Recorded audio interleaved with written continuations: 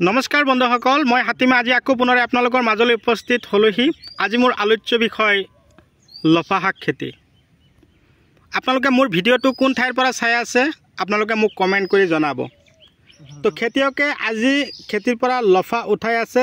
আজি হ'ল শনিবাৰ। আজি আমাৰ গাঁৱতে সৰু বজাৰ এটা আছে, সেই বজাৰলৈ লৈ যাব।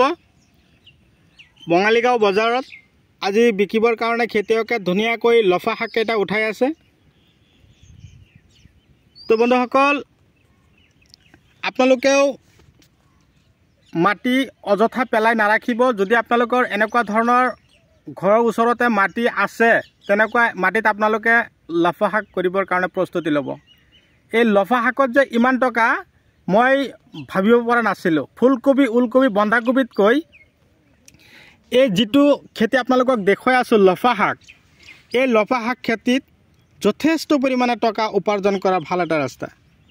চাওক, এমুঠি লফাৰ দাম বৰ্তমান চলি আছে 20 টকা, যিটো আমি নিজে অনুভৱ কৰিব নোৱাৰা।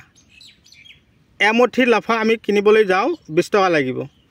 চাওক, বৰ্তমান যিটো বজাৰ চাহিদা বহুত ভাল, আৰু লফাৰ যিটো ধৰণ আকৃতি চাই আছে আপোনালোকে, বহুত একদম পূৰা চিকচিকীয়া। ইয়াত কিন্তু কোনো ধৰণৰ ৰাসায়নিক সাৰ ইউজ কৰা নাই। ঘৰৰ ওচৰত থকা মাটি কেৱল দিছে গোবৰ আৰু গোবৰ। চাব পাৰিছে, এই লফা শাক খেতি কৰিবৰ কাৰণে মাটি লাগিব আপোনালোকৰ ৰসাল মাটি।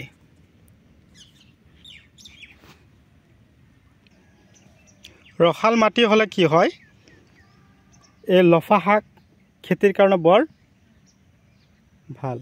তাৰমানে কি হয়, এই লফা শাক খেতি আমি যদি কৰোঁ, মই যে কৈ থাকোঁ যে ঘৰৰ ওচৰত থকা যিবিলাক মাটি আছে, এই ওচৰত থকা মাটিবিলাক অট'মেটিকেলি বহুত সাৰুৱা হৈ থাকে।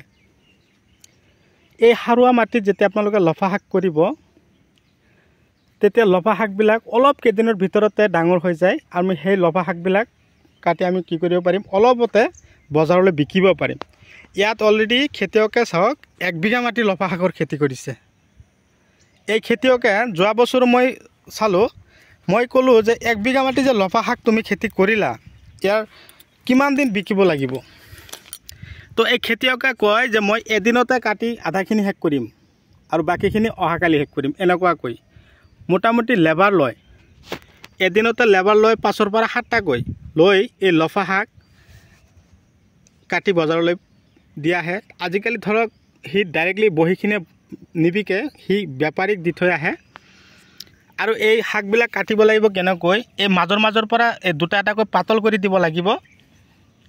আৰু এই লফাটো যে কাটিব, এইখিনিত গুৰিটো থাকিয়ে যাব। একেৰাহে 4ৰ পৰা 5 বাৰ কাটিব পাৰিব এটা গছৰ পৰাই। আৰু এই খেতিয়কে কি কৰিছে, এই অলপ কেইদিন আগতেই আমাৰ মাজত যিটো জনপ্ৰিয় হৈ পৰিল জৈৱিক সাৰটো, আমাৰ এই যোৰহাটৰ পৰা যিটো বাহুবলী ঠন ধৰা যিটো জৈৱিক সাৰ অৰ্গেনিক, এই খেতিয়কে কি কৰিছে, তাৰমানে সিদিনাখন বেলেগ এজন খেতিয়কে আনি ফুলকবি খেতিত দিছিল। এই লফা শাক খেতিয়কে কি কৰিলে, সিও এই 1 বিঘাত আনি এই ফুলকবি খেতিত যে এই খেতিত 4 বস্তা যে দিছিল 200 কিলো, এই লফা শাকৰ খেতিয়কেও কি কৰিলে 4 বস্তা খাৰুপিটিয়াৰ পৰা আনি এই খেতিত সিঁচি দিলে। সিঁচি দিয়াৰ পিছত 3 দিন পিছত চালোঁ হাল চাল মাৰি একদম পূৰা লফা শাকৰ গুটি সিঁচিলে। মই ক'লোঁ যে তুমি ভাবিছোঁ যে হেৰি কৰিছা, বেলেগ কিবা খেতি কৰিবা, তুমি লফা শাক সিঁচি দিলা। কয় সি ফুলকবি খেতিত দিছে, মই যে লফা শাকৰ খেতিত দিছোঁ, এই ফুলকবিতকৈ মই লফা শাক ইয়াতকৈ 2 গুণ টকা বেছি বিকিব পাৰিম। মই শুনিখিনি একদম পূৰা আচৰিত হৈ গ'লোঁ।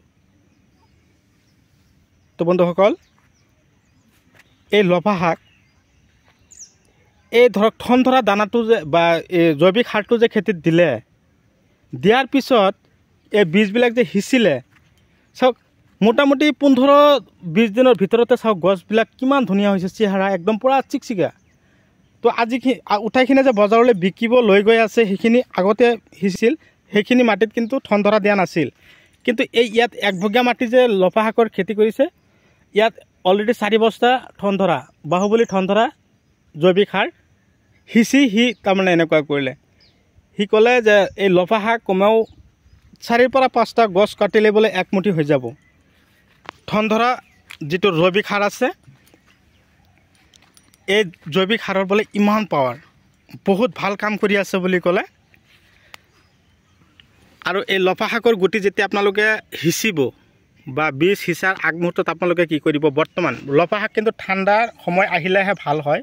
আপুনি যিদিনা বীজ সিঁচিব, সেই বীজ সিঁচাৰ আগমুহূৰ্তত এটা ৰাতিত পাতৰ বস্তাত এই লফা শাকৰ গুটি যিমান আনিব, 1 বিঘা মাটিতে সি 750 গ্ৰাম বীজ সিঁচি দিছে।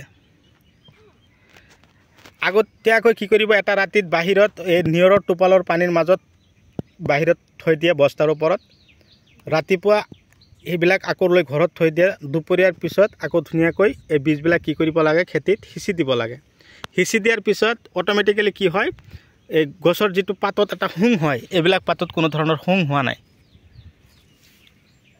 তো এই কথাটো এই খেতিয়কক আমাৰ এই বড়ো ভাই এজনে কৈ দিছিল যে এনেকুৱা ধৰণৰ লফা শাকৰ বীজবিলাক ৰাতিত গুটিবিলাক থৈ দিলে গছত কোনো ধৰণৰ শুং নহয়, আৰু সেইবিলাক পাতবিলাক তেলতেলীয়া হয় আৰু খাওঁতেও ভাল। তো বন্ধুসকল, ভিডিঅ' আপোনালোকে চাওক। চোৱাৰ পিছত আপোনালোকে এনেকুৱা ধৰণৰ লফা শাকৰ খেতি কৰিবৰ কাৰণে প্ৰস্তুতি লওক। যদি মোৰ চেনেলৰ নতুন ভিউৱাৰ্ছ হিচাপে আছে তেনেহ'লে মোৰ চেনেলটো ছাবস্ক্ৰাইব কৰি দিয়ক। কাষত থকা বেল ঘণ্টিটো লাহেকৈ বজাই দিয়ক, যাতে এনেকুৱা ধৰণৰ আমি শাক পাচলিৰ খেতিৰো লগতে নানান ধৰণৰ ফুলকবি, ওলকবি, গাজৰ, মূলা, এই ভেজিটেবলছ সকলো ধৰণৰ খেতিৰ ভিডিঅ' নটিফিকেশ্যন অলৰেডি আপোনালোকে পাই থাকে। তাৰে কামনা লৈ আজিৰ ভিডিঅ' মই এইখিনিতে অন্ত মাৰি দিলোঁ। পৰৱৰ্তী ভিডিঅ'ত লগ পোৱাৰ আশাৰে ধন্যবাদ।